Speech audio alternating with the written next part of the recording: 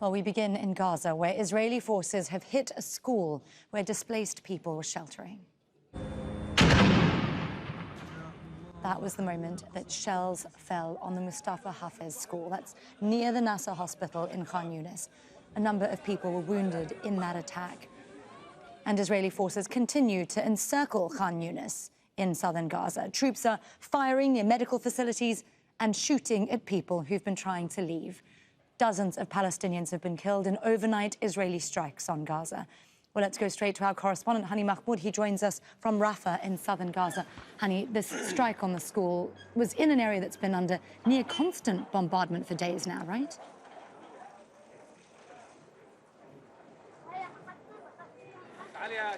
Yes, indeed, and so far we're seeing the same exact scenario that took place in Gaza, and the northern part is taking place in Khan Younis, and so far we're talking about an intense bombing campaign by land and by air, where the Israeli military just caused further civilian casualties, displacement and destruction. And what we just saw last night, the attacks on an evacuation school. This is an UNRWA school. Coordinates are very visible to the Israeli military.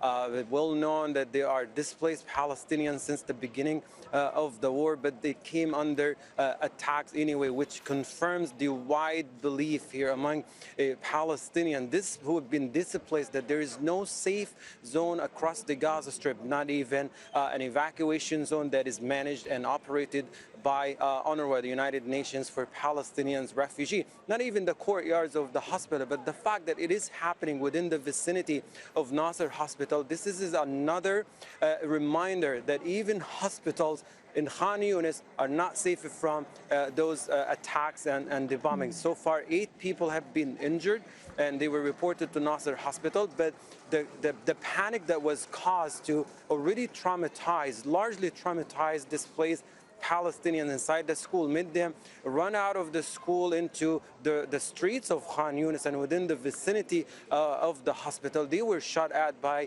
attacked drones, quadcopters that were hovering at a very low level in the skies of Khan Younis, just further aggravate their concern that they were going to die anyway, whether they were inside the evacuation zone or on the road. To the western part of Khan Younis, and particularly around the vicinity of an academic institution, it's Al-Aqsa University, the largest public university in the Gaza Strip, where people were forced to leave the campus of the university and to move further west to the coastal road in an attempt to get to Rafah city. Some of them ended up setting up a tent near the shore of the western part of Khan Younis, but they were attacked anyway. According to an eyewitness whom we spoke to yesterday, he described horror scenes of couple tents were attacked by drones and by missiles fired by drones, where several people were injured and others who were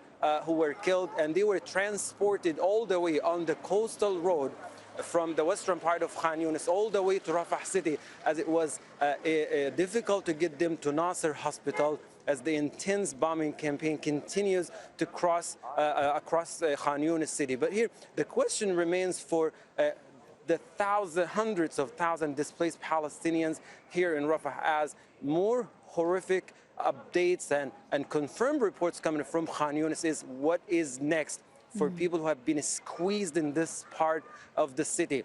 The further south, they have the Egyptian border, where they have no other options. And from the northern part of Rafah city is Khan Younis, that has turned into a scene of devastation, constant bombings and suffering.